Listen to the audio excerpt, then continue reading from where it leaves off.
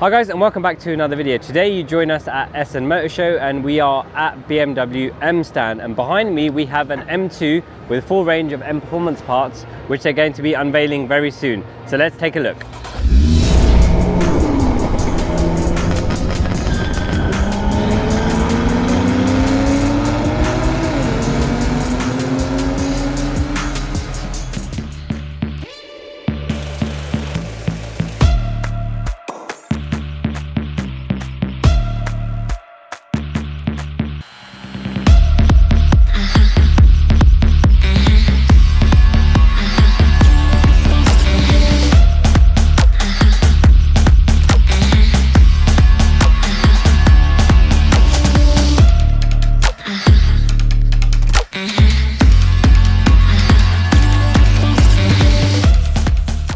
The car has just been unveiled and it's actually the first time I'm seeing the G87 M2 in person.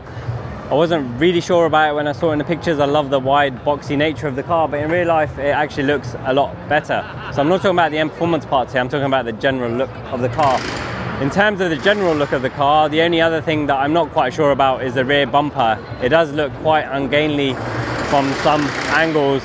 Especially looks like there's something maybe missing from the bottom. I think if there was a diffuser there, it would complete the boxy look of the car. The M performance parts, I didn't really like them when I saw the renders or the pictures, and my mind hasn't really changed. There's certain elements of it that I do like. So I like the ducts at the front, center lock wheels, and the wing mirror caps. But I'm not quite sure about the bits that flick up at the front and the back, and also the bits around the arches. I'm sure that's something, if you did about 5 or 10 years ago and turned up to a car meet, like, people would be a bit like, what have you done to your car?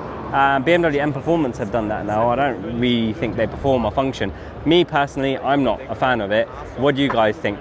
I mean, it really comes down to personal choice, what you do to your car. You either like it yourself or you don't. But I'm really interested to hear other people's views of what you think the M2 with the M Performance parts looks like. Do you think they've made it better, made it worse, or are you neutral about it? There's a lot going on with the rear of the car. It's got some CSL inspired spoilers, so the roof, the wing.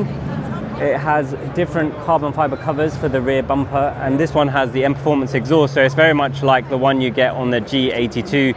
I think it works a little bit better on this car because it's got the width. On the G82, for me, it feels like it pinches it in a little bit. I think the spoiler would have looked better if it came out more and then came back in again. It kind of looks like it's just tacked on, like it's a universal spoiler and someone's just put it on. So it doesn't really flow with the design for me. But again, guys, let me know, what do you think? It's not just about my opinion. It's not something that I would put on my car, but if you had a G87 M2, would you put the spoilers on your car? Let me know. I'm just sat inside and it's very much like the G42 apart from the big screen, which is the new updated iDrive, and the same carbon bucket seats we've got in our M4. The interior is a very nice place to be. It's very upmarket and a big improvement over the F87 M2. Instead of gloss carbon, it's got matte carbon trims. Apart from that, I mean, it looks very similar to the G42 but with M4 elements brought into it. But that's it for the coverage on this car. Please do get involved in the comments and let us know what you think about the M2 in general, but specifically about the M Performance parts. Thank you so much for watching, guys. If you liked the video, please give us a thumbs up. And if you haven't already, please remember to subscribe to the channel and turn your notifications on. If you want to join the conversation, please drop us a comment below and we will do our best to respond to you. And if you're running out of things to watch, why don't you watch one of these two?